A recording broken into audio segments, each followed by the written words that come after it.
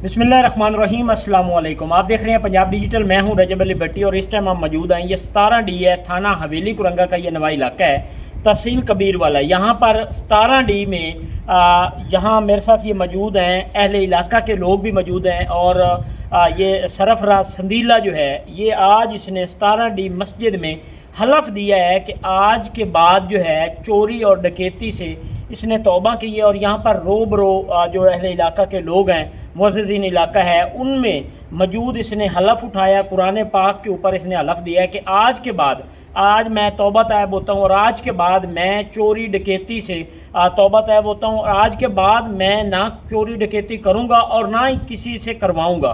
तो अहले इलाका की मौजूदगी में ने किया, मेरे साथ मौजूद भी हैं कि तुसी की दसे सो मकसद आज तुसी हलफ दिता आज तो आंदा ते ना करनी है ना करावनी है। इलाके दे शरीफ बंदे मौजूद हैं, आ 17 डी मस्जिद दे विच असां हलफ दे रहे हैं।